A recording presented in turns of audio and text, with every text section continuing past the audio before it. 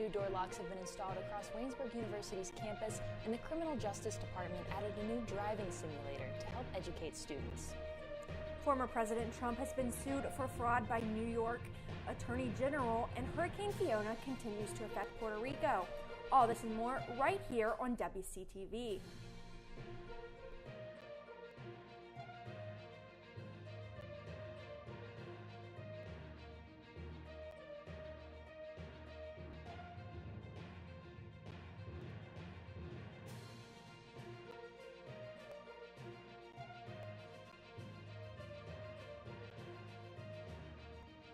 And now, your 5 o'clock news on Channel 14.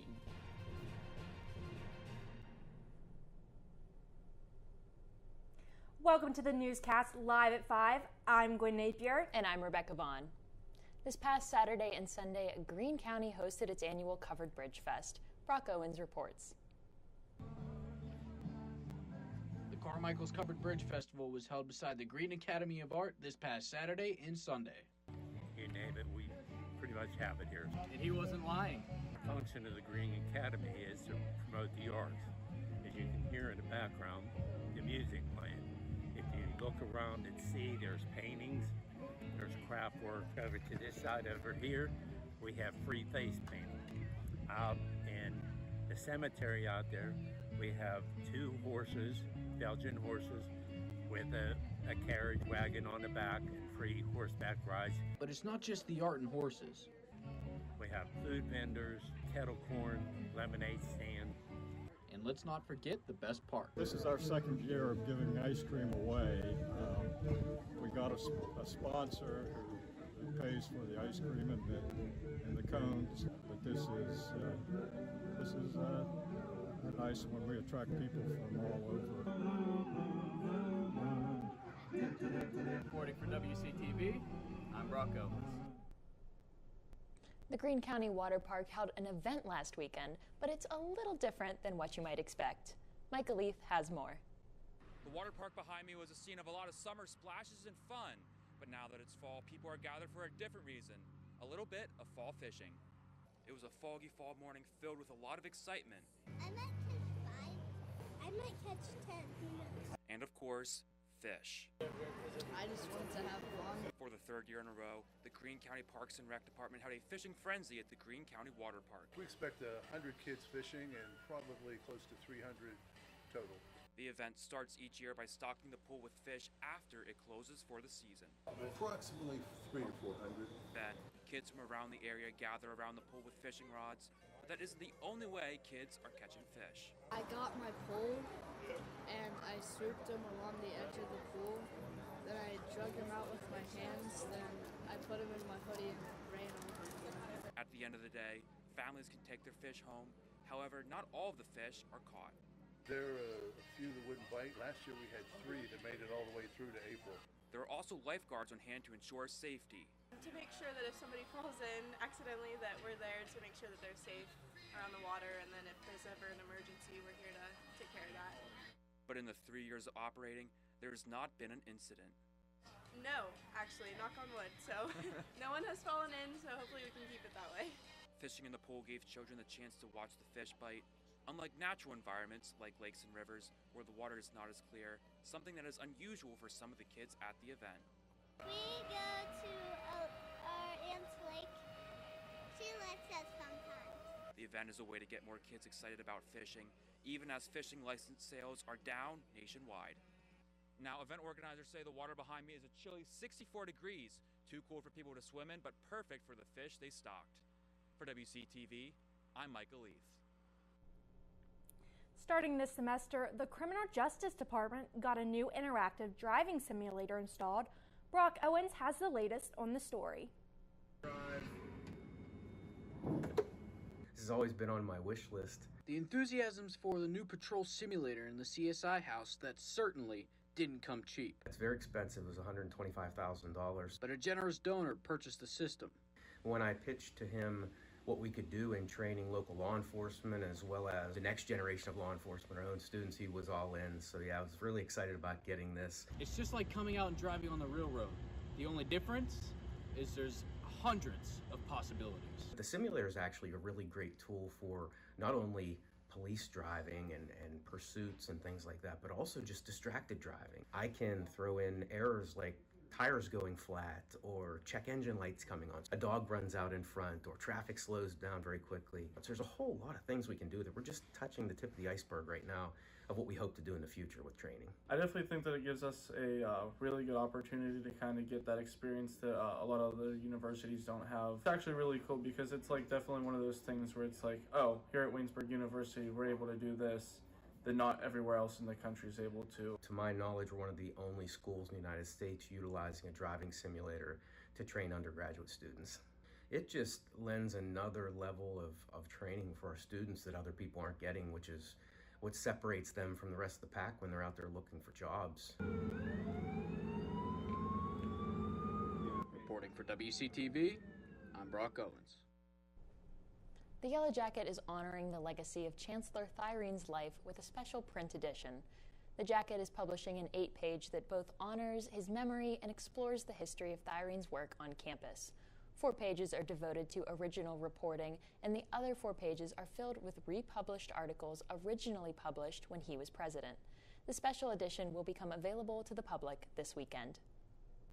You may have noticed a new lock system in dorms over the semester. Over the summer, Residence Life rolled out a new lock system on campus. Doors can now be unlocked by tapping instead of swipe methods used previously. Thanks to the upgraded tech, Residence Life can now remotely unlock doors, assign and revoke permission on key cards, and see a log of when your card was used. This weekend, Waynesburg University will honor the memory of one of its most historical figures. Timothy Thyrene, the former president and chancellor of Waynesburg University, will be memorialized at a service in Roberts Chapel on Sunday. The service starts at 2 p.m. and will feature speakers and worship music by the Lamplighters.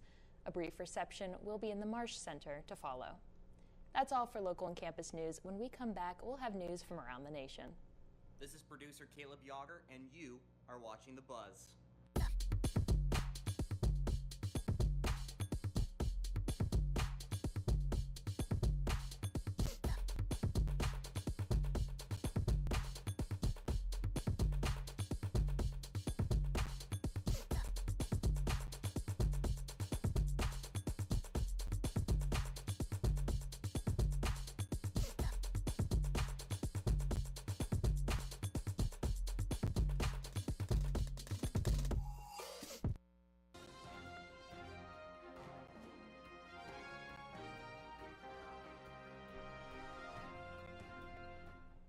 Welcome back to WCTV. You're watching the newscast live at 5. Former President Donald Trump is facing new legal trouble. The New York Attorney General announced a sweeping lawsuit against Trump, his company, and his 3 oldest children. The more than 200-page document alleges a decade-long fraud scheme to inflate his net worth. These are civil charges against the Trumps, but it could have significant implications for him and the family and their company, as CNN's Jessica Snyder reports. Claiming you have money that you do not have does not amount to the art of the deal. It's the art of the steal. New York's Attorney General Letitia James announcing she is suing former President Donald Trump and his 3 oldest children for lying to lenders and insurers for more than a decade, fraudulently inflating the value of their properties all over the country. They violated several state criminal laws, including falsifying business records, issuing false financial statements, insurance fraud, and engaging in a conspiracy to commit each of these state law violations.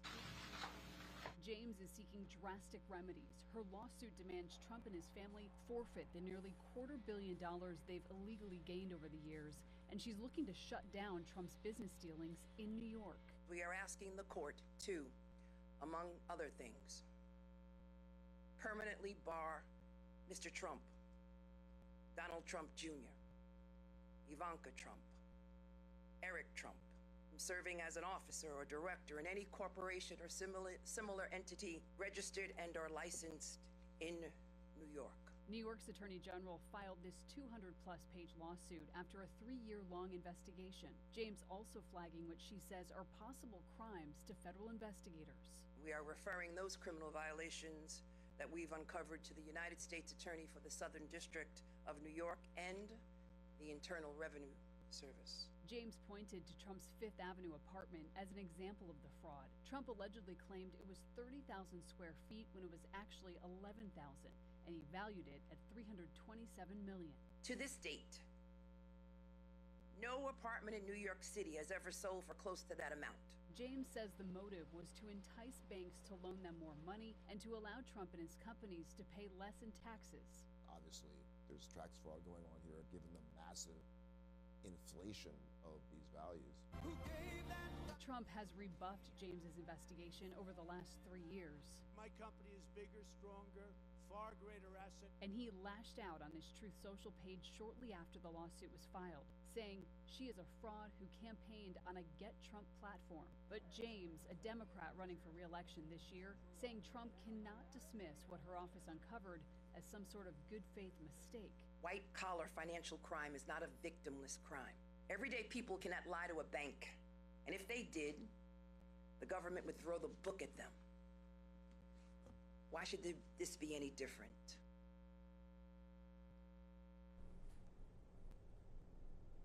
This is a civil case that's been filed in New York State Court. It's up to other entities like the Manhattan District Attorney's Office or the U.S. Attorney's Office in New York to determine whether criminal charges should be filed. The governor of Puerto Rico got a closer look at the destruction left by Hurricane Fiona. Governor Pedro Pierluisi took to the skies over San Juan Wednesday for an aerial tour alongside a FEMA administrator. The two had already surveyed the damage in the city of Pateas on Tuesday. Fiona slammed the island Monday, killing at least 2 people and causing major floods that partially collapsed roads. Over 1 million households still do not have running water, and nearly 350,000 are without electricity. Pierluisi says he does plan to speak with President Biden later this week about damage. Crews in D.C. are cleaning the Washington Monument after it was vandalized. You can see what's left of red paint on the white marble. Police say Sean Deaton traveled from his home in Indiana to D.C., where he splashed the monument with paint and wrote vulgar comments on Tuesday. He's been arrested on multiple charges, with more possible, and it could take weeks to clean up the mess. The U.S. House passed a bill Wednesday designed to prevent another January 6th type incident by changing the Electoral Count Act. The legislation was sponsored by 2 key members of the House Select Committee in response to the attempt to overturn the election. Republican Liz Cheney of Wyoming and Democrat Zoe Lofgren of California believe it will help ensure peaceful transitions of power. The bill will still have to be reconciled with legislation in the U.S. Senate that is said to be filibuster-proof because of a bipartisan support. But it remains to be seen if the Senate will be able to take it up before the midterms or if it will be saved for the lame duck session after. NASA is sharing a stunning view of Neptune and its rings taken by its James Webb Telescope. It's the telescope's first image of Neptune, and it's the clearest view of the planet in more than 30 years when Voyager 2 flew by. The telescope is providing a crisp new view of the planet's rings, and it's the first time NASA has seen them infrared. The telescope picked up several bright, narrow rings as well as the fainter dust bands. As for that bright light in the upper middle of the image, that's not a star. NASA says it's Neptune's large and unusual moon, Triton, which reflects an average of 70% of the sunlight hitting it. Neptune has 14 known moons, and Webb picked up on 7 of them. That's all for national news. When we come back, Brock Owens will be here to update you on business and entertainment. But first, Caleb Yager is outside with a quick look at the weather. Hey everyone, this is Caleb Yager from Channel 14 News. As we head towards the end of September and into October, I can just tell you one thing. Say goodbye to 70 degrees because in the next few days, we're going to be seeing highs in just the 60s. So stay tuned for an extended weather forecast right here on Channel 14 News. You're watching WCTV, where we aim to bring you the best local coverage of what you care about most. Everything from local businesses to hometown sports and the latest weather. We're keeping up to date with what you need to know about issues that affect our campus and our community. We're telling the stories that matter, celebrating our past, our future, and our potential. So tune in for all the latest buzz right here on WCTV Channel 14, Waynesburg.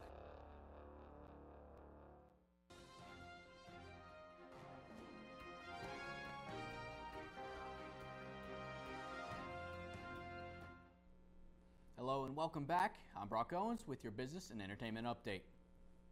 For the fifth consecutive time, the Federal Reserve is taking action aimed at tackling record high inflation. On Wednesday, Fed Chairman Jerome Powell announced it raised interest rates again by another 0.75 of a percentage point. In today's Consumer Watch, a look at how this repeated action means for borrowers, from credit card users to car and home buyers. Aggressive action from the Fed. On Wednesday, Federal Reserve Chairman Jerome Powell announcing the fifth consecutive interest rate hike this year. The FOMC raised its policy interest rate by 0.75 of a percentage point. And economists aren't surprised and expect more rate increases are ahead of us. The Fed taking drastic action to slam the brakes on the hot economy and historic inflation. They're obviously very concerned about inflation and raising rates very aggressively to slow the economy's growth rate down to try to quell that inflation. Higher interest rates means higher borrowing costs for all Americans on their credit cards, cars, student loans, on their homes, where mortgage rates have already topped 6%, and also a hit on retirement savings. What's happening right now should be a warning bell that get out of debt that you have and don't take on as much debt, because whatever you take on, it's going to cost you more. Experts say most consumers will feel the pain.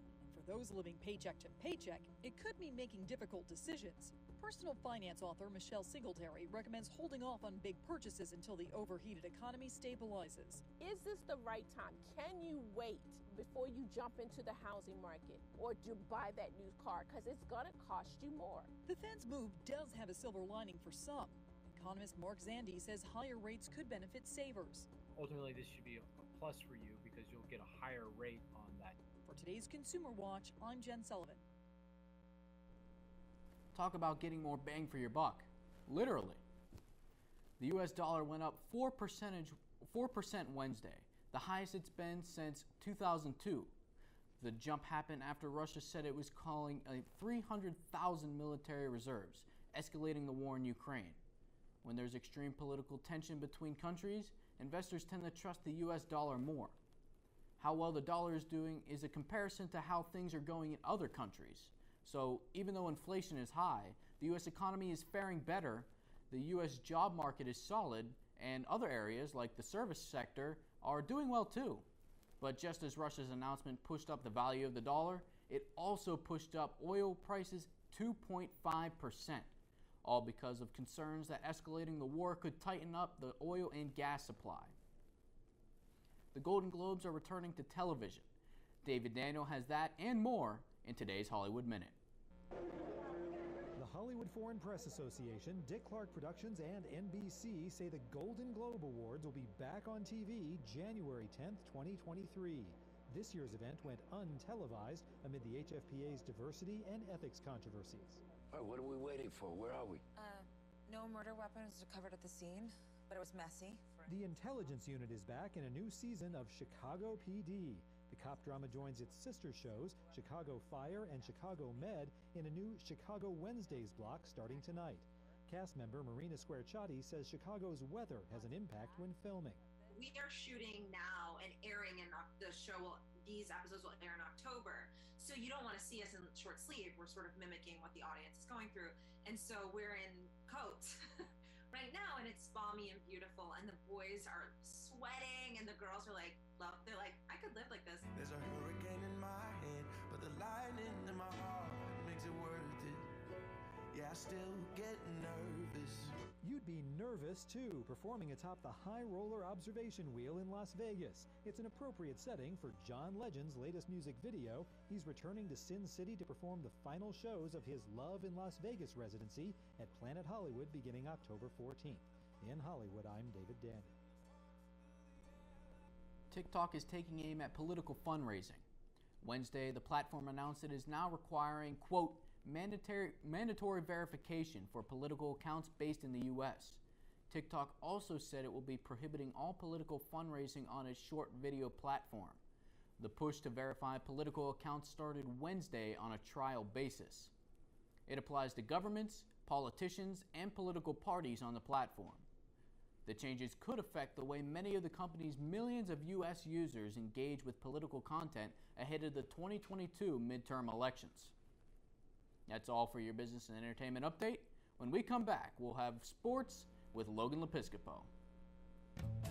Have you ever been to the Everly Library? If not, you should, because it's great. They have books of all different genres: history, biography, fiction. Try The Evolution of Life, Life of Pi, or Jurassic Park. So what if books aren't your thing? Try movies like Frozen, or TV shows like Lost. Books and DVDs aren't the only thing though. Take a trip to the second floor. Welcome to the Writing Center. These tutors will tell you everything you need to know about writing a paper, and they'll help revise your essays. Now let's head back down. Behold, the Knox Learning Center. Need to print something out 5 minutes before your next class because you procrastinated? No problem. You can also print off pictures of dogs. Because, well, you can. So grab your homework, laptop, and textbook, and study diligently. Bring your lunch too. Actually, you can't. That's illegal. Now you know the Everly Library. Stop by anytime. Seriously, it's open all week.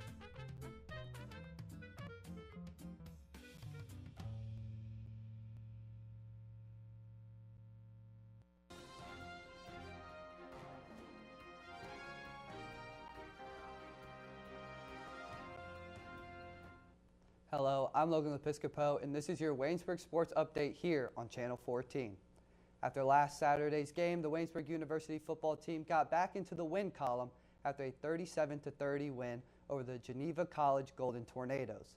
This was the first conference game of the season, and Waynesburg now sits at third place in the President's Athletic Conference. Now to tell you about the game, here's Seth Evans. This past Saturday was host to one of the most exciting games in recent PAC history, as Geneva College traveled to Wiley Stadium to take on the Yellow Jackets in what would be nothing short than a spectacular contest. Geneva started off early with a 66-yard bomb from Brutus Ogilvy on a go route to Hilton McLean to put the Golden Tornadoes up 7-0 in less than a minute into the quarter. Unlike last week, however, where Waynesburg spotted Case Western an 11-point lead going into the half, the Jackets did not hesitate to respond, as the points came flying. The ensuing drive would see Thomas Burke land a rub route to sophomore wideout Keandre Hollis, which would lead to another 66-yard touchdown reception. From there, the points did not stop, as Geneva running back Kaiser Brandt managed to score 2 touchdowns in the afternoon, with Ogilvy also punching one in the second quarter. All the while, Justin Flack notched 2 rushing touchdowns of his own, as well as Nick Hall and Hunter Cameron getting in the end zone once each. By the time the first half ended, both teams had combined for 52 points, although Waynesburg held a slim lead with a score of 20-20. The second half saw a different tone, however, as Waynesburg virtually shut down Geneva's run game, as despite Geneva rushing for over 300 yards on the day, Waynesburg's front seven held firm in the trenches, with the likes of Brennan Boron, Joel Zellum, Chuck Taylor, and most notably Tyler Metzger, who were responsible for several key stops, with Metzger being noted for his play off the edge with 8 tackles, 1 for loss, a sack, and a fumble recovery. Despite Waynesburg's first half offensive onslaught and second half shutdown of the run game, Geneva was still somehow in it, as they had a minute and a half left to tie the game that was currently 37-30. But a pitch to the left boundary saw sophomore safety James Davis come up clutch with a great forced fumble that was covered by Waynesburg, sealing their second win of the season and first in the conference. Waynesburg now improves to 2-1 on the season, and will hit the road this week where they will take on Allegheny College for a 2 p.m. kickoff. For WCTV Sports, I'm Seth Evans.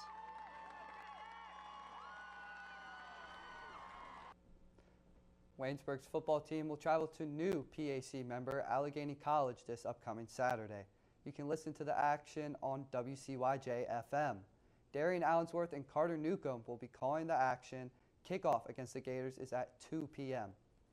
The women's soccer team was defeated last Saturday by the Baldwin-Wallace Yellow Jackets 3-1. Senior midfielder Sarah Rentler scored the lone goal for Waynesburg with her header into the box by junior defender Grace Ingram. Just last night, the ladies hosted Franciscan for the first team's conference game. The result of the game was a 2-0 loss, and once again, Autumn Blair finished the night with double-digit saves. The men's soccer team, similarly to face Baldwin Wallace Yellow Jackets last Saturday, lost by a score of 4-2. The goal scorers for Waynesburg University Yellow Jackets, recently named PAC Men's Soccer Rookie of the Week, Luke Griffith, and the lone senior and captain, Samuel Hawkins. The men's match versus Franciscan was postponed last night due to threats of thunderstorms. The game will be played on a later date.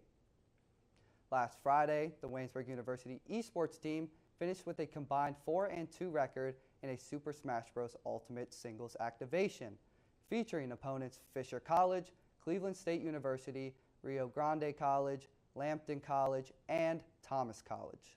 As well, last Friday, Waynesburg's esports team had Rocket League activation matches against Roanoke College and the University of Alabama. The esports team played 6 games, 3 against Roanoke, 3 against Alabama, and Waynesburg won all 6 games. Last night, the esports team had a League of Legends match versus University of Mount Union. Results will be posted in the near future. The Waynesburg volleyball team picked up its second win of the season last Thursday against Pitt Greensburg 3-1. Last Saturday, the team traveled to Allegheny College for the Allegheny Gator Invitational. The ladies' first match was against Allegheny College, and the Gators took care of business at home, defeating Waynesburg 3-0. As well, Waynesburg's volleyball team played Mount Aloysius at the Invitational and unfortunately lost 3-1, leaving the event winless. 2 nights ago, the team went back on the road to face the Chatham Cougars and lost 3-0. Tonight at 7, the team will take a trip down to Latrobe, Pennsylvania to face off against the St. Vincent Bearcats. Though the Bearcats are a member of the President's Athletic Conference, it's important to know that this game will not count towards the PAC standings. Some other Waynesburg athletic news and upcoming events. Women's tennis beat La Roche 9-0 last Friday. They are currently facing off against Grove City at Grove City College.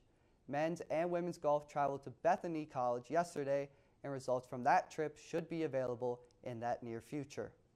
The men and women's cross-country teams will head to Lock Haven University to run at the LHU Invitational on Saturday at 10 a.m. That's the latest for Waynesburg sports. Stay tuned for your weather forecast with Caleb Yager. That's coming up next here on Channel 14 News.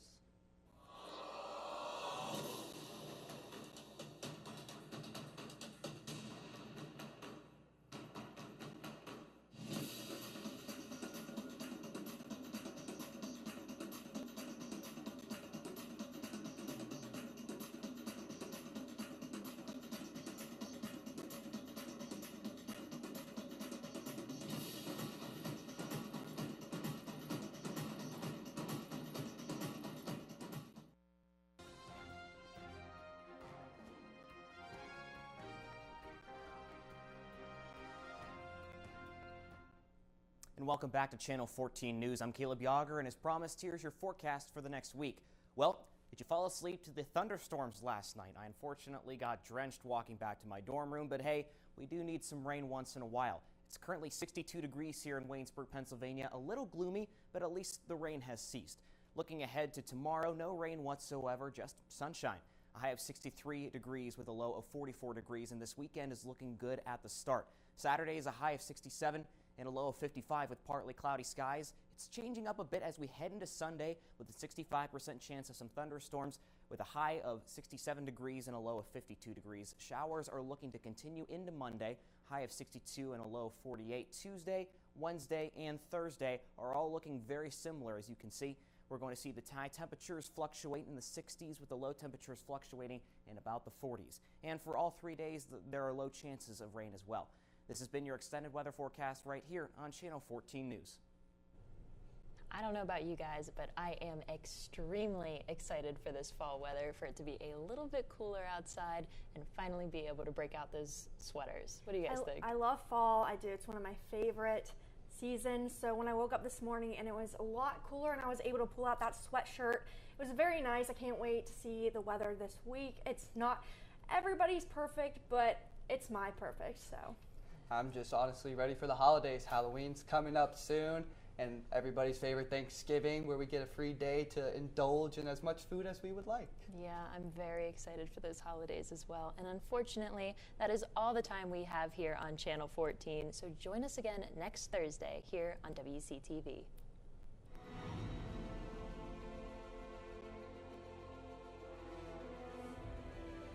This has been a production of Waynesburg Community Television.